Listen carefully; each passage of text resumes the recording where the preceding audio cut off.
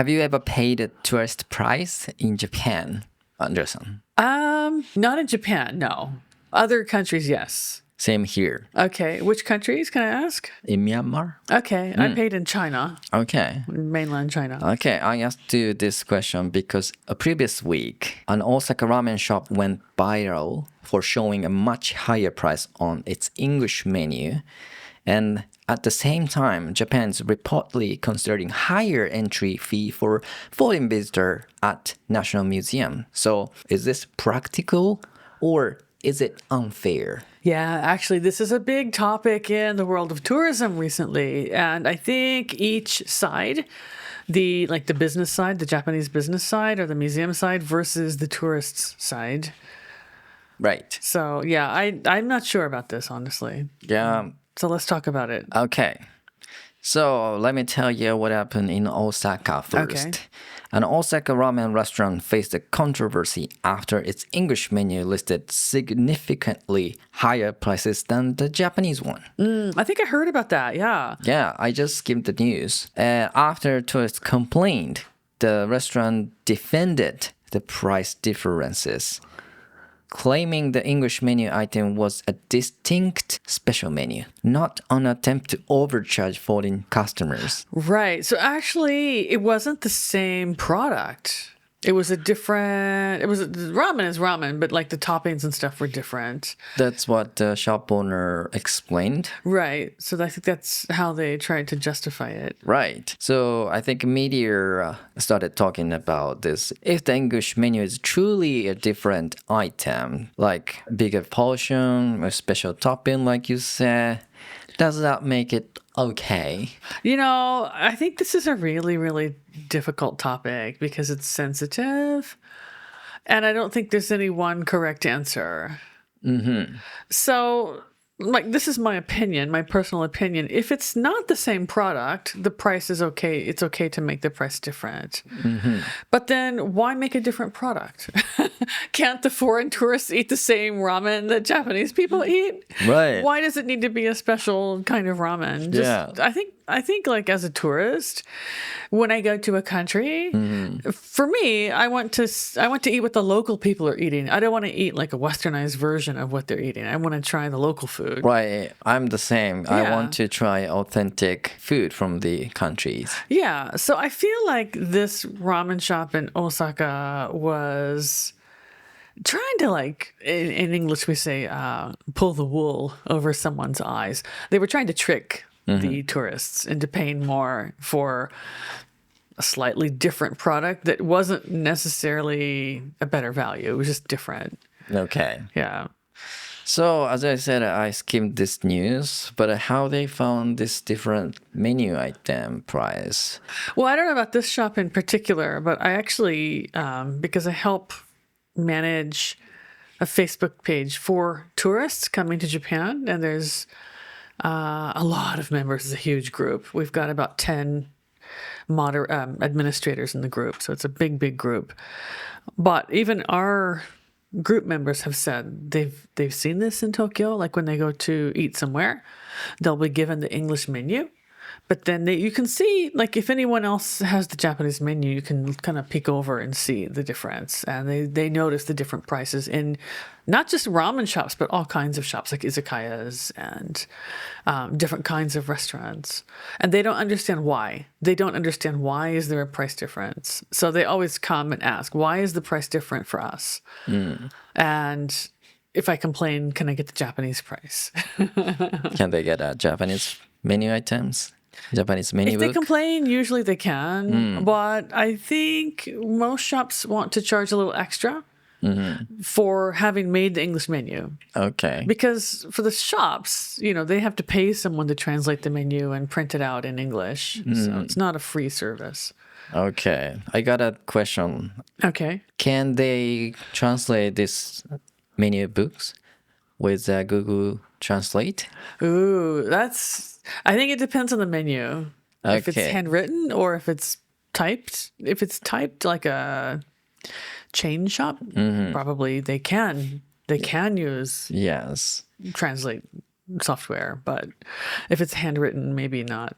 I guess this food menu books are not very difficult to translate compared to other things. For example, car manual or, No, actually, it is. It is difficult.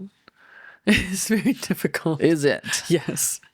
If you've ever translated menus, if you're working with Japanese food, it can be difficult because there's a lot of food ingredients in Japan that we don't have in the West. So, like, how do you explain it, right? There's no word for this thing because we don't have this thing in North America or Europe. So I'll give you an example. Okay. Shirako. Shirako. How would you translate shirako? Ooh. Oops. It's difficult to explain to foreign customers. Right? So if you probably use Google Translate, it will give you something, but it's not going to be appealing to the customer. So you need to find a better word to use. So it's not actually easy to translate. And like mentaiko is becoming more popular, but like mentaiko too is like spicy cod roe or spicy something roe, whatever the fish is. But like it's a distinct Japanese product that doesn't exist anywhere else. Okay. So you need to be able to explain that in English. Okay. I get it. Yeah. It's not easy at all. Actually, electronic devices are pretty straightforward to translate. So you are saying that electronic devices are easier to translate? If it's a simple device, yeah, it's much easier. Okay, just for example, portable fan. Oh, totally easy. Or even like I've translated manuals for like Bluetooth keyboards and Bluetooth mice, and things that have GPS chips in them, like key holders for elderly people. That stuff is super easy to do. Yeah, I guess the Bluetooth is now, many people started using this Bluetooth built-in devices. Yeah, I think I was translating back when it was still fairly new technology, but the words are the same, like pair this device with that device. It's pretty easy. Okay. Because it's a technical item, there is some vocabulary that's specialized, but it's not really anything too difficult. And like you said, everyone's using it, so. Yeah. The gadgets terms are maybe a little more easy to understand for non-tech people in Japan. Yeah. Because we adopted this word from English. Yeah. And then we translate it to in katakana. Right. Right? So most people have heard it and know what it is. I guess. Yeah. English, like Japanese menus to English are more difficult. I think. That's my opinion, though. Okay. Let me ask you another question. Okay. Is this two different tier pricing is a little bit of a discriminatory? I think tourists feel that, yes, it is discriminatory. Of course. Because no one wants to pay extra money for something you don't know. Right. Right? Well, you said that you had this experience of paying like a different price when you were in Myanmar. Did you feel it was discriminatory? No. I feel like it's kind of an obligation because these countries are not really rich, right? Okay. So feel like tourists came from Japan, US, maybe they should pay a little more extra for these people. Okay, this is really an interesting point, I think, because I felt the same way when I was in China. I was in China 30 years ago, almost 30 years ago, and we had to pay a little bit extra. We had to pay double, I think, what the Chinese people were paying to get into, for example, like the Forbidden Palace, I remember. But 2 points. Number one, it was still cheap. Even though we were paying double price, it was still cheap.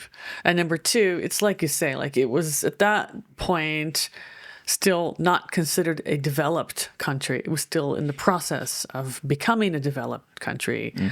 And so I felt it's okay to contribute to their economy. I think in the case of Japan, though, it's a little bit different because Japan clearly is a developed country.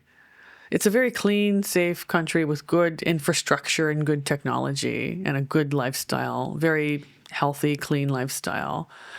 It's not what we consider a developing country. So I think That's confusing for people, for tourists. Okay. Yeah. However, the yen really is very weak right now, right? And so it's kind of it's in a strange position. Yeah, Japan is defined as a developed country. Right. When it comes to the balance of yen and dollars, Yeah. maybe euro, Yeah. We're at a very weaker position right now.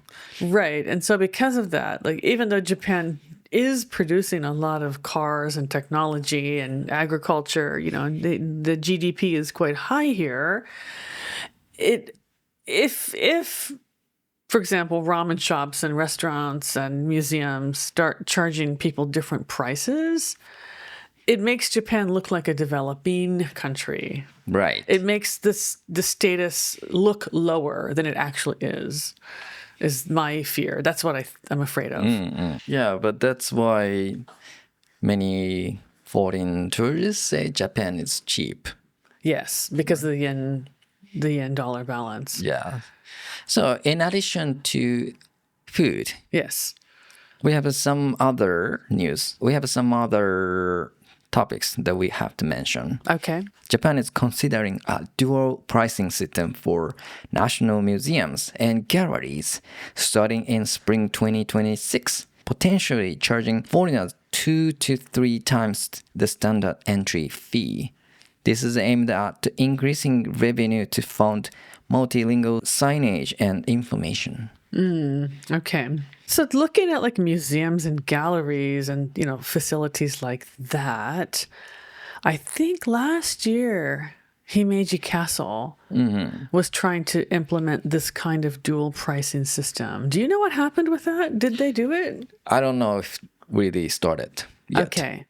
So for pure tourists, I think the thought is, okay, for them coming all the way overseas, to go to something like Himeji Castle, which is a World Heritage Site, paying double the price, it's still cheap. Compared to, like, if you go to another country and pay to see a World Heritage Site, it's still on the cheap end. So that's okay. That's okay. For Japanese people, they don't have an increase in price, so that's okay. I think the question is, number one, you mentioned before, is it discriminatory? And Yes. then number two, where do people like me fall? Because if you said they're going to start charging foreigners 2 to 3 times the standard entry fee, does that include me because I'm a foreigner? Or does it exclude me because I'm a resident of Japan? Like, there's no information, right? Right. So that's a difficult topic to discuss.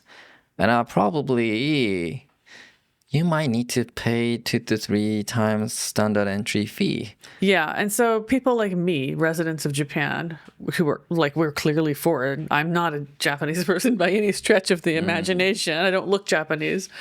For people like us, we feel like we're getting the short end of the stick. We feel like we're being treated unfairly because we actually pay taxes in this country. We pay our bills. We live here, and then we don't have access the same as Japanese people. So this is like the gray zone for us. I think. Like, what are we gonna do? And I'm guessing the foreign people who live in this area where this World Heritage located, they maybe can get a resident discount. Okay. Because they live there. Oh, in the city. In a city. Okay. Yeah, but I don't know. I don't know the standard. Okay. Yeah, I guess we just have to wait and see. That was going to be my answer, was just we don't know until the museum or the castle or the gallery or whatever decides to do what they're going to do. Right. There's no nationwide standard here. That's right. Yeah, that's right. I mean, I'm sure it's being considered. I'm sure it is being talked about. But at this point, there's no information, so we can't really judge if it's good or bad or fair or unfair. Yeah, so this like a 2-tier pricing, tourist pricing are dependent on the facility and service. So Right. Yeah, that's right. Which is not really clear to foreign people. That's right. Because we're just waiting for information. Right. But let's talk about this topic with business owner standpoint. Okay. Okay. So we run small business here in a local city in Japan. Yes. But do you ever feel guilty raising prices? Definitely. Okay. Yeah, I do. Do you? I do. Okay, I'm surprised actually. I do. I don't like to change the price. I don't like to raise the price or change it. Yeah. Honestly. It's really difficult to decide, the fixed price. And my neighbor ramen shop owner is also considering rising up the price. But he stopped it once. Okay. He announced on the social media that he's going to raise the ramen price up from next month. So, but very last moment, he announced again, "Oh, I changed my mind. Good. Actually, we will do the same price as before." Okay. That's what he said. Okay. But if you were a business owner, yeah, that's what I'm thinking of. Because how would you explain this higher price?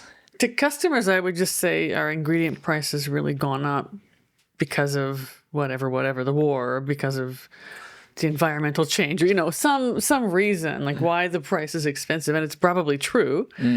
Yeah. But on the other hand, like when we make products, there is some built-in cushion. For example, if you let's just imagine like you have a cake shop and you're making cake. When you make a cake, you calculate how much you spend in materials, and then you add a little extra on for your time and your expertise. But just looking at the raw materials, there's a huge profit. Like you're making at least double or triple what the materials themselves only cost, probably. So even if the price goes up a little bit, you still have some cushion. So I don't want to like, the price of material A, B, and C went up like 10 yen, so I'm going to bump my price up. Like you don't have to do it every time the price goes up, Yeah, but what's happening right now is not just 10 yen. Yeah. And it happened every single year. So that's why people start thinking about raising a price. Yeah, in that case, it's probably justifiable. Right? Yeah. If it's just a little bit of money going up, then it's too much trouble to reprice everything. But yeah, it depends. It just depends on, how much the price is going up and how much cushion you have in your profit margin. Yeah. So yeah, small business owner like us, maybe thinking about this, changing the price every single day, I guess. No, not me. I don't want to change it.